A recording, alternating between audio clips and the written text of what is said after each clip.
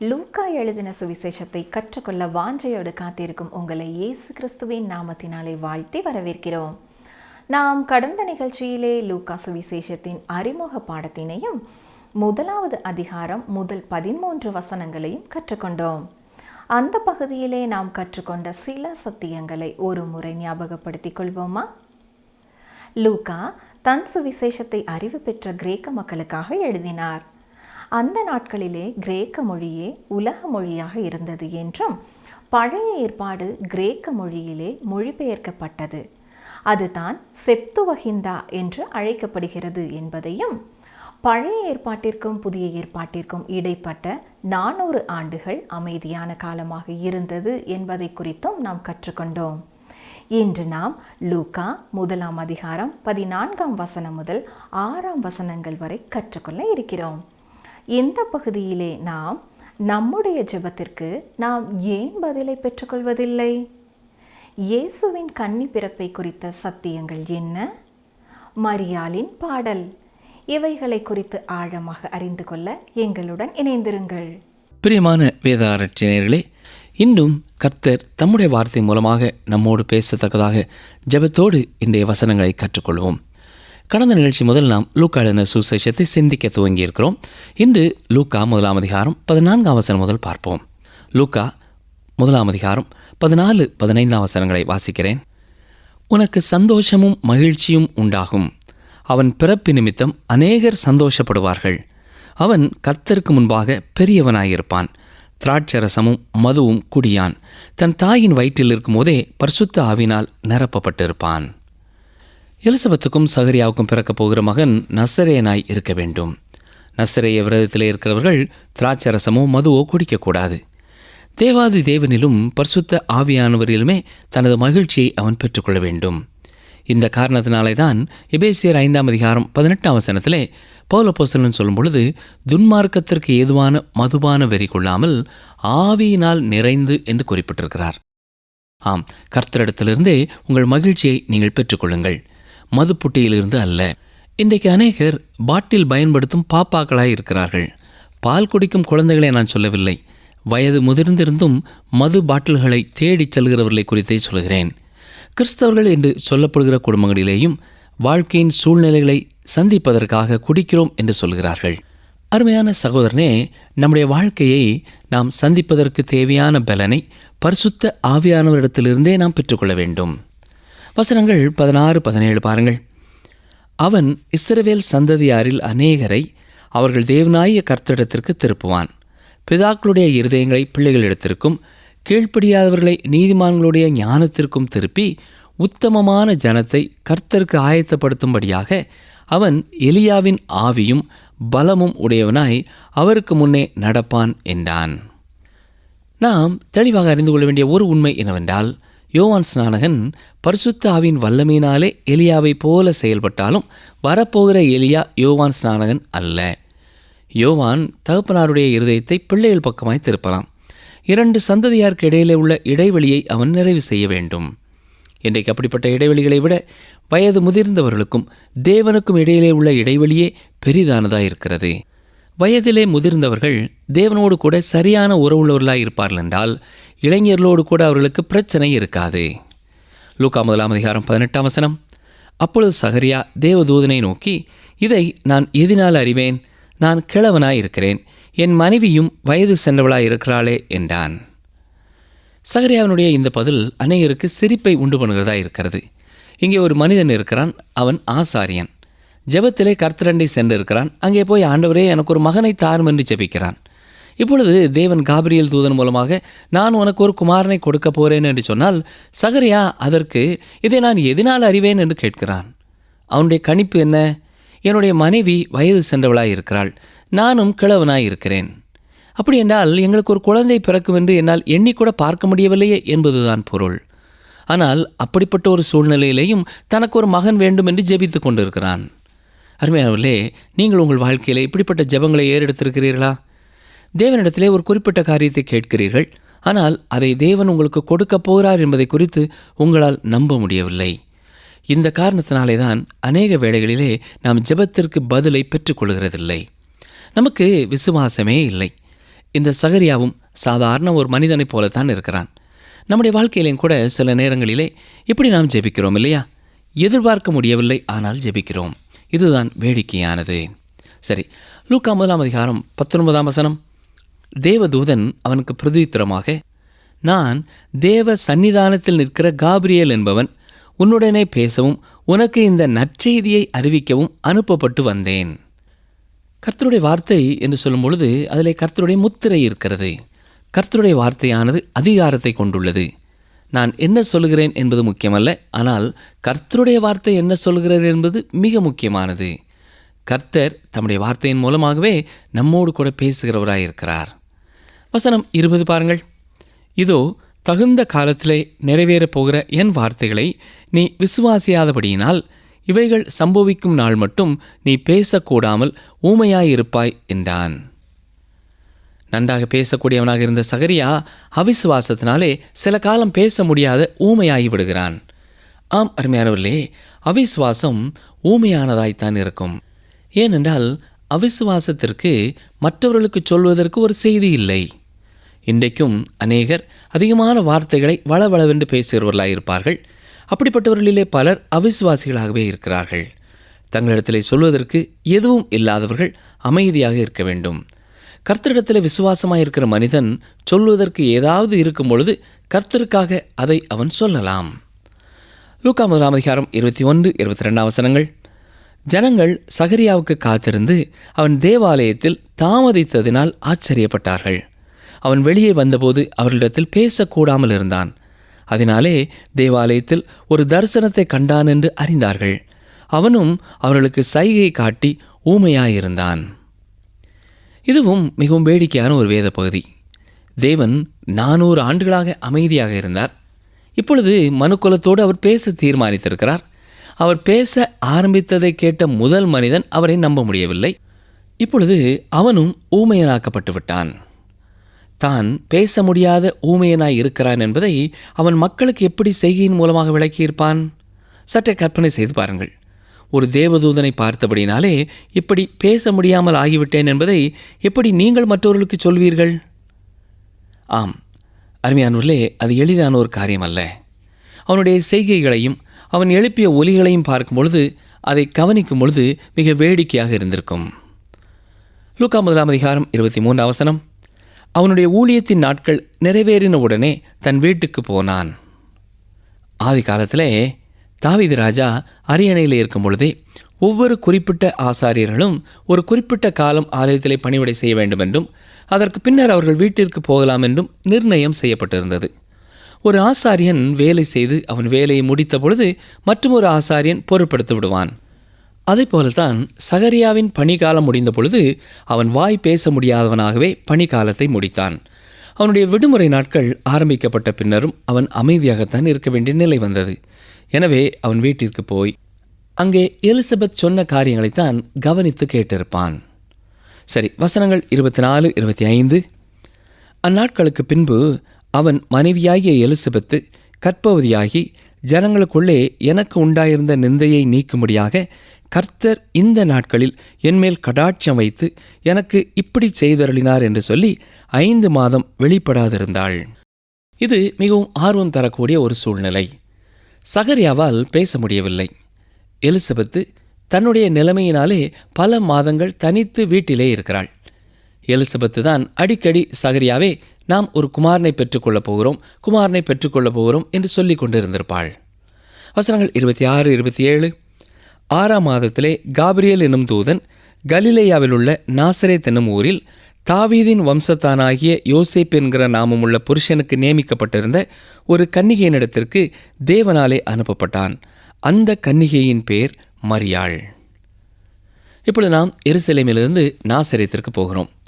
சகரியாவிற்கு சாட்சி கொடுத்த காபிரியேல் 6 மாதங்கள் கழித்து இப்பொழுது மரியாளுக்கு காட்சி கொடுக்கிறான். 27ஆம் வசனத்திலே மட்டும் மரியாள் ஒரு கன்னிகை என்பது 2 முறை சொல்லப்பட்டிருக்கிறது. அருமையானவர்களே, கன்னிகை என்றால் யார் என்று தெரியும் இல்லையா? ஏன் இப்படி ஒரு கேள்வி கேட்கிறேன் என்று சொன்னால், அநேகர் இதை குறித்து அறிந்தவர்களாக இல்லை. ஒரு கன்னிகை என்று சொல்லும் பொழுது எந்த ஒரு ஆணோடும் தொடர்பில்லாத ஒரு பெண். இயற்கையான முறையிலே ஒரு குழந்தையை பெற்றெடுக்க முடியாது. இதை குறித்து நாம் தெளிவாக பேச வேண்டியது இருக்கிறது. ஏனென்றால் சிலர் இயேசு கன்னியின் வயிற்றிலே பிறந்தார் என்று சொல்வது இயற்கை விதிமுறைப்படி முடியாத காரியம் என்று சொல்கிறார்கள். ஆனால் வேத புத்தகம் இயேசு கிறிஸ்து கன்னியின் வயிற்றிலே தோன்றி பிறந்தார் என்பதை மிக தெளிவாக சொல்லியிருக்கிறது. லூக்கா 1:28 அவள் இருந்த வீட்டில் தேவதூதன் பிரவேசித்து, கிருபை பெற்றவளே வாழ்க, கர்த்தர் உன்னுடனே இருக்கிறார், ஸ்திரீகளுக்குள்ளே நீ ஆசீர்வதிக்கப்பட்டவள் என்றான். கிறிஸ்துவின் பிறப்பிலே மரியாளுடைய பங்கை குறித்து பலர் மிக சாதாரணமாக எண்ணுகிறார்கள். ஆனால் இங்கே மிக தெளிவாக மரியாள் ஸ்திரீகளுக்குள்ளே ஆசீர்வதிக்கப்பட்டவள் என்று எடுத்துச் சொல்கிறார் தூதன். இங்கே தெளிவாய் சொல்லப்பட்டிருக்கிற வார்த்தை என்ன? ஸ்திரீகளுக்குள்ளே. ஸ்திரீகளுக்கு மேலாக அல்ல, ஸ்திரீகளுக்கு உள்ளே நீ ஆசீர்வதிக்கப்பட்டவள் என்று சொல்கிறான். மரியாள் மற்ற பெண்களை விட உயர்வாக சொல்லப்படவில்லை. மரியாள் பெண்மைக்கு பெருமை சேர்த்தாள் என்று சொல்லலாம். அருமையானவர்களே, ஒரு பெண்ணின் மூலமாகத்தான் உலகத்திற்குள்ளே பாவம் வந்தது என்று சொல்வது எளிதானது. ஆனால் நம் மனதிலே வைத்துக்கொள்ள வேண்டிய ஒரு உண்மை என்னவென்றால், ஒரு ஆண் அல்ல, ஒரு பெண்ணின் மூலமாகவே உலகத்தின் இரட்சகரும் இந்த உலகத்திற்குள்ளே கடந்து வந்தார். பாருங்கள், லூக்கா 1:29 அவளோ அவனை கண்டு அவன் வார்த்தையினால் கலங்கி இந்த வாழ்த்துதல் எப்படிப்பட்டதோ என்று சிந்தித்து கொண்டிருந்தாள். தேவதூதனுடைய வார்த்தை மரியாளை கலங்க பண்ணிவிட்டது. ஆம், இயற்கைக்கு மாறாக இயற்கையை விட மேலான காரியங்கள் இயற்கையை தொடும் பொழுது பயம் உண்டாகிறது. மரியாளுக்கு இருந்த கலக்கம் என்ன? இந்த வாழ்த்துதல் எப்படிப்பட்டதோ என்று கலங்குகிறாள். ஆம் அருமையானவர்களே, நீங்களும் ஒரு தேவதூதனை பார்ப்பீர்கள் என்றால் நீங்கள் பயப்படுவதற்கான எல்லா அனுமதியும் உங்களுக்கும் உண்டு. வசனங்கள் 30 முதல் 33 வரை வாசிக்கிறேன். தேவதூதன் அவளை நோக்கி, மரியாளே பயப்படாதே, நீ தேவனிடத்தில் கிருபை பெற்றாய். இதோ நீ கற்பவதியாகி ஒரு குமாரனை பெறுவாய், அவருக்கு இயேசு என்று பெயரிடுவாயாக.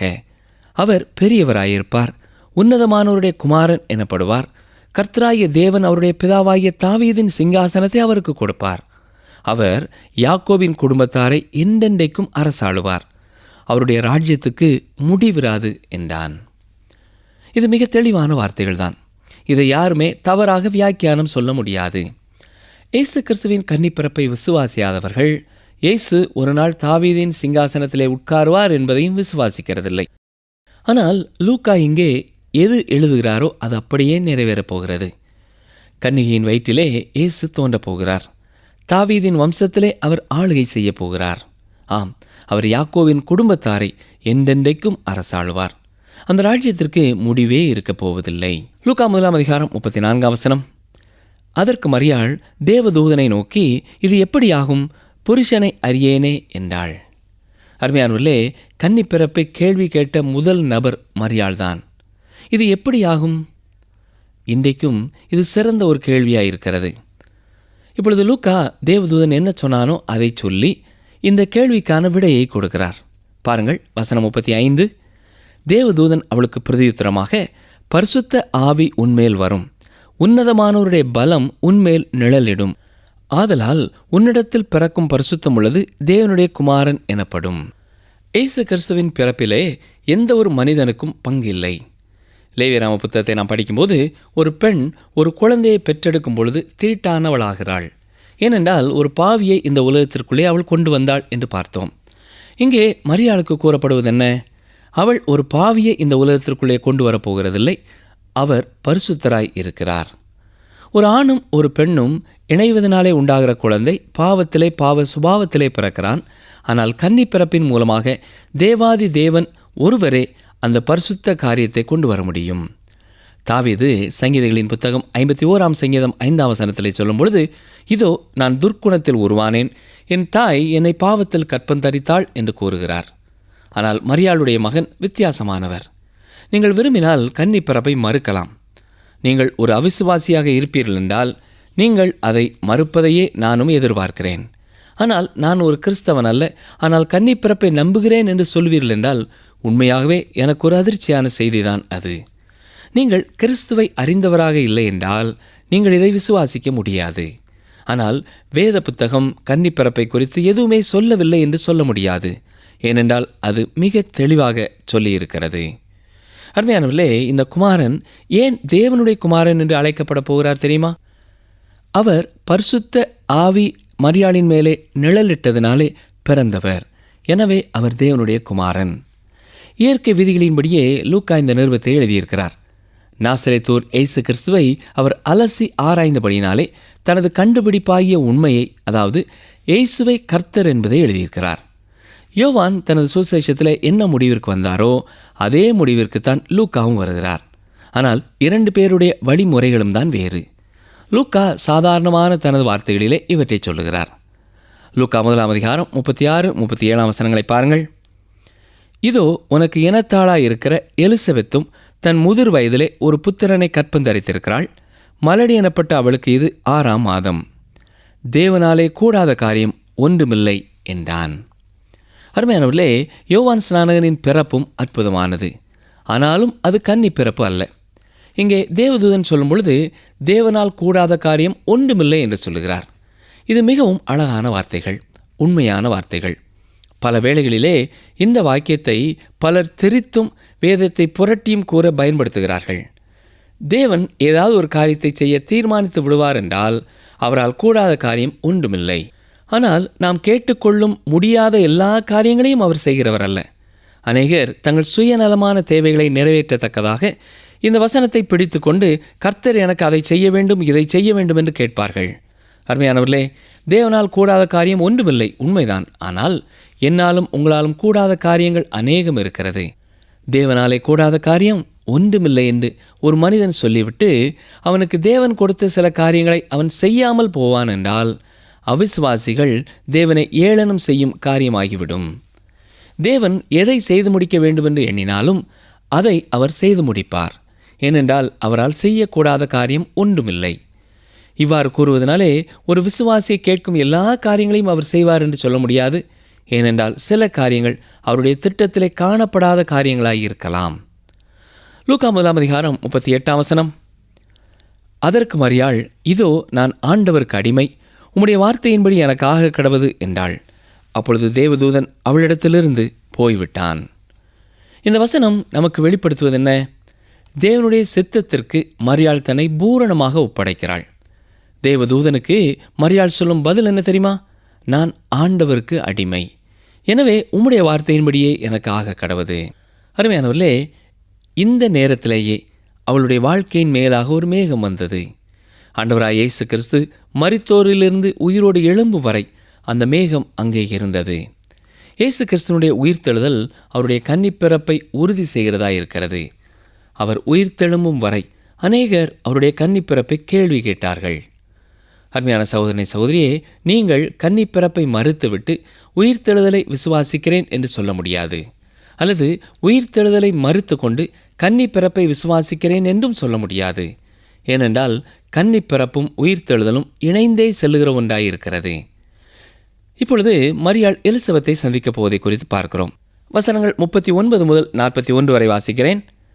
அந்நாட்களில் மரியாள் எழுந்து மலை நாட்டிலே யூதாவில் உள்ள ஒரு பட்டணத்திற்கு தீவிரமாய் போய் சகரியாவின் வீட்டுக்குள் பிரவேசித்து எலிசபெத்தை வாழ்த்தினாள். எலிசபெத்து மரியாளுடைய வாழ்த்தலை கேட்டபொழுது அவளுடைய வயிற்றிலிருந்த பிள்ளை துள்ளிற்று. எலிசபெத்து பரிசுத்த ஆவியினால் நிரப்பப்பட்டு. இங்கே அற்புதமாய் நடைபெற்ற ஒரு காரியத்தை குறித்து நாம் சிந்தித்துக் கொண்டிருக்கிறோம். இதற்கு எந்த வகையிலையும் இயற்கையான ஒரு விளக்கத்தை நாம் கொடுக்க முடியாது. இந்த வசனத்திலே சொல்லப்பட்டிருக்கிற காரியங்களை ஒன்று நீங்கள் விசுவாசிக்கலாம் அல்லது விசுவாசியாமல் இருக்கலாம்.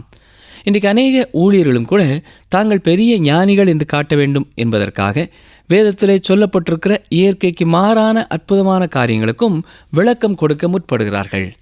வேதத்திலே சொல்லப்பட்டிருக்கிற அற்புதங்களை ஒன்று நீங்கள் விசுவாசித்து ஏற்றுக்கொள்ள வேண்டும் அல்லது அதை நீங்கள் ஏற்றுக்கொள்ளாமல் இருக்கலாம். இந்த வசனத்திலே நான் வாசிக்கிற சத்தியம் அற்புதமான ஒன்று. இந்த பெண் பரிசுத்த ஆவியினாலே நிரப்பப்பட்டாள். அவள் வயிற்றிலிருந்த பிள்ளை துள்ளிற்று. வசனம் 42. உரத்த சத்தமாய், ஸ்திரீகளுக்குள்ளே நீ ஆசீர்வதிக்கப்பட்டவள், உன் கற்பத்தின் கனியும் ஆசீர்வதிக்கப்பட்டது. அருமையானவர்களே, லூக்கா எழுதின சுவிசேஷத்திலே கொடுக்கப்பட்டிருக்கிற முதல் பாடல் இது. ஏற்கனவே பார்த்தோம், லூக்கா ஒரு நல்ல புலவர். எனவே கிறிஸ்துவின் பிறப்பு காலத்திலே பாடப்பட்ட எல்லா பாடல்களையும் அப்படியே நமக்கு தருகிறார். இது எலிசபெத்தினிடத்திலிருந்து வந்தது. இதுவே முதல் பாடல். 43 முதல் 45 வசனம் வரை பாருங்கள். என் ஆண்டவருடைய தாயார் என்னிடத்தில் வந்தது எனக்கு எதனால் கிடைத்தது? இதோ நீ வாழ்த்தின சத்தம் என் காதில் விழுந்தவுடனே என் வயிற்றிலுள்ள பிள்ளை களிப்பாய் துள்ளிற்று. விசுவாசித்தவளே பாக்கியவதி, கர்த்தராலே அவளுக்கு சொல்லப்பட்டவைகள் நிறைவேறும் என்றாள். எலிசபெத்தை குறித்து வேதத்திலே குறைவாகவே நமக்கு சொல்லப்பட்டிருக்கிறது. புதிய ஏற்பாட்டிலே உள்ள முதல் பாடலை பாடியது எலிசபெத்து தான். இவ்வளவு அழகான ஒரு தனிப்பாடல் பாடும் நபரை நாம் கண்டுகொள்ளாமல் விட்டுவிட முடியாது. அவள் குறிப்பிடத்தக்க ஒரு பெண். சகரியா விசுவாசத்திலே குறைவாய் காணப்பட்டாலும் எலிசபெத் விசுவாசத்திலே நிறைந்தவள். சகரியா அவிசுவாசத்தினாலே ஊமையாக்கப்பட்டான்.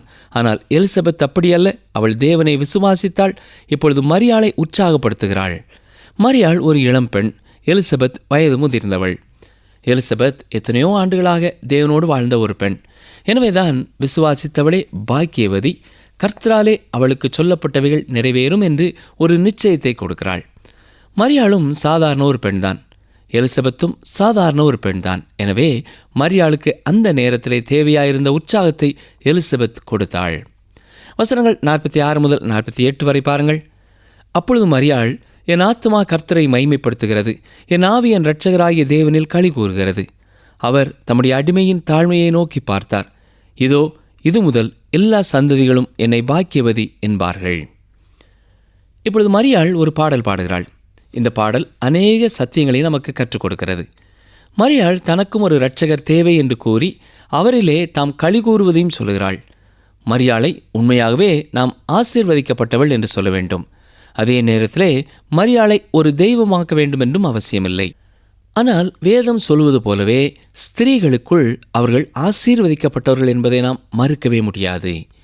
தேவனுடைய குமாரனுக்கு தாயாக இருப்பது எவ்வளவு ஒரு மகிமையான சிலாக்கியம் இல்லையா? தேவகுமாரனை இந்த உலகத்திற்கு கொண்டு வருவதற்கு தேவன் பயன்படுத்திய ஒரு பாத்திரமாயிருந்தார்கள். இதை நாம் குறைவாகவும் எடை போடவே முடியாது. இயேசு கிறிஸ்துவுக்கு மேலாக உயர்த்த வேண்டும் என்பதும் அவசியமில்லை. தேவன் அவர்களை இந்த பணிக்காக தெரிந்தெடுத்தது ஏதோ தற்செயலாக நிகழ்ந்த ஒன்றும் அல்ல. இது தேவனுடைய அனாதி தீர்மானம், தேவனுடைய திட்டம். தேவன் எந்த ஒரு தவறையும் செய்கிறவர் அல்ல. தொடர்ந்து மரியாளின் பாடலை கவனியுங்கள். 49 முதல் 55 வசனம் வரை வாசிக்கிறேன். வல்லமை உடையவர் மகிமையானவைகளை எனக்கு செய்தார். அவருடைய நாமம் பரிசுத்தமுள்ளது. அவருடைய இரக்கம் அவருக்கு பயந்திருக்கிறவர்களுக்கு தலைமுறை தலைமுறைக்கும் உள்ளது.